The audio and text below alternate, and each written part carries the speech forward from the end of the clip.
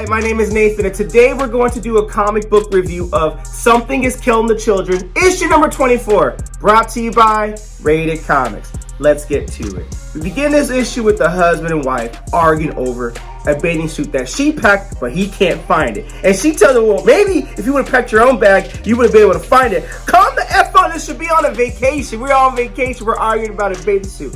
He is right, but there's something more lurking and dangerous going around. Their kids, their daughters, are swimming out in the hotel pool or the motel pool, wherever they're at, and it's dark, and you can tell by the setting and this panel that it's eerie and very ominous, you know? So they know their parents are fighting again, and this sister comments that I wish the pool wasn't so hot. It makes you want to go to sleep or pee. Kids banter, you know? Don't go pee. Ew, I'm trying to swim in here. Well, you're so gross. I'm just saying, like, don't trip about me being so gross. I'm just saying how this pool makes me feel. It's not what it's going to make me do. So one of the sisters points out there's something lurking out there, and that's the monster from issue 21 that we haven't seen much more after that, but he looks different.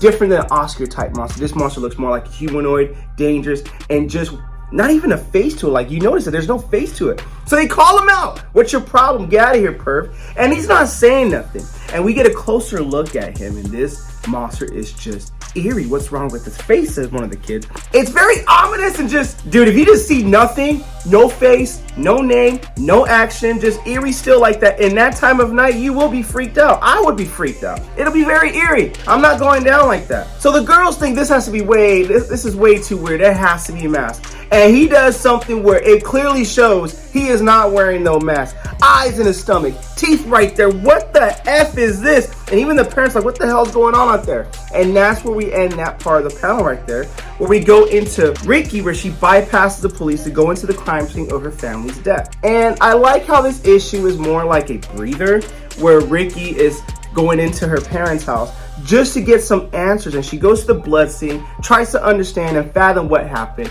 because I believe she doesn't believe that it was a monster that truly killed her family like Erica Slater told her. She wants some answers for herself. But in that time, she's saying to herself, it's not fair. Why the heck did this happen? Now, what's really cool is I totally forgot that Octo was left behind there when Erica Slater got arrested at the crime scene. So Octo talks to Gabby saying, because something very mean and very hungry did this. What the hell are you? Well, I'm here, right? I'm here, Gabby. And she's crying. She's like, well, let me pick you up. And they form an initial bond right there.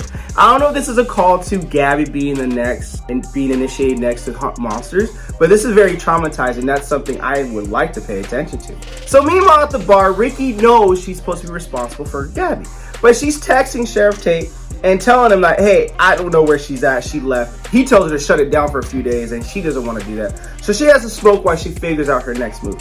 Customer walks into the bar, and Ricky tells the customer, hey, it's been a long day. You don't mind if I keep smoking, do you? I know I'm not supposed to smoke indoors. And Erica Slater's like, nope, I won't tell a soul, because she's also having a rough day too. So when Ricky asks Erica, what would you like to drink? Initially, she used to go with the lager. That's a callback to Something Is Killing the Children, issue number 2. But this time, her day was so rough, being renounced from the House of Slaughter, and also hunting on her own, and not having the pull and the resources to get herself out of trouble, using her own tongue and wit to do that? No, give a girl some whiskey, please. Would you like a burger to go with that? Something salty? How about some barbecue? Jokes aside, Ricky tells her, well, if you're having a rough day, you don't know the half of my rough day. Erica Slater's like, I have an idea. You're talking about the care of Gabriel Lopez, right? Gabby. And Ricky's like, you're the big eyes.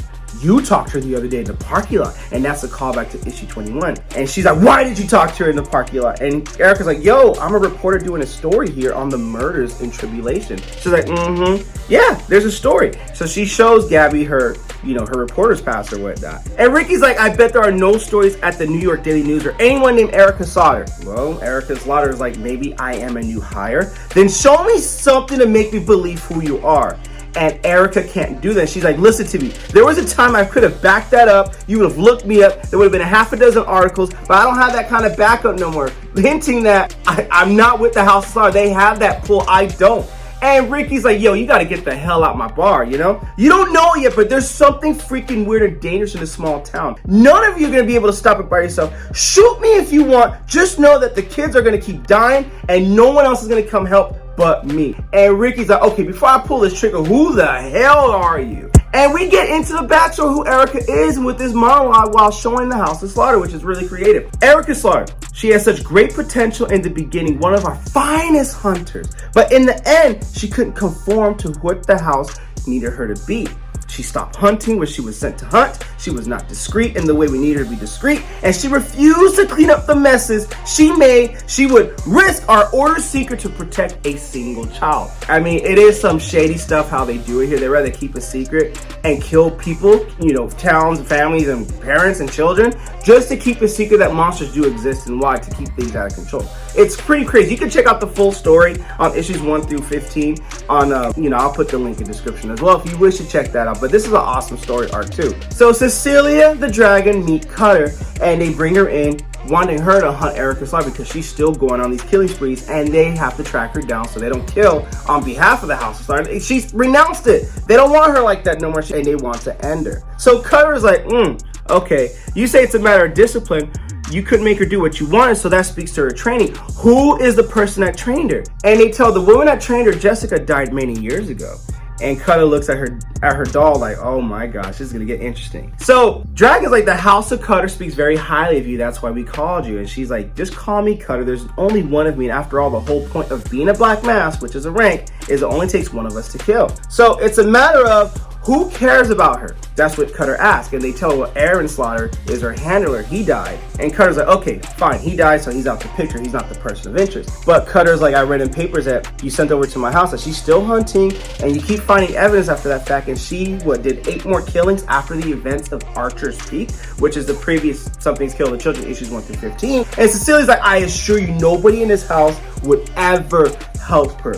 And Dragon's like, chill, we need chill, it's okay. We're gonna give her full access, because that's what she wants. She wants full access. She wants to be able to read every private communication between every hunter in the order. And Cecilia's like, that seems severe. And Dragon's like, enough, we'll give her what she wants. And this is gonna set up the event where Erica Slaughter is still talking to Gary Slaughter, the person that we saw in Something's Killing Children issues number 16, 17, 18, 1 and 3. I did a review on that. And she's gonna get into the bottom of this. And that is where we end this issue, with this lady get exactly what she wants. So this issue serves as more of a breather. We got the monster establishing that he's on the hunt again. We got Gabby going back to the crime scene to make sense of the murder, and she also goes and picks up Octo. We also get Ricky and Erica Slaughter making sense of all this to try to figure out how to best attack this monster, this humanoid monster, because she knows it is way too dangerous to go in without any kind of prep. And we also got Cutter over here trying to end Erica Slaughter. But I think this is an awesome issue. Even though it's a breather, it sets up what I believe is an epic end of its arc in the next issue. Link in the description if you wish to add this comic book to your comic book collection. With that being said, Something is Killing the Children, issue number 24. What you guys think of the comic book? Comment below, let me know. And also, if you like the content we're throwing up, you know what to do. Don't be shy, don't be stingy. Here at Rated Comics, we do awesome comic book reviews, comic book related content with the occasional comic book giveaway. Thanks again for watching. Until next time.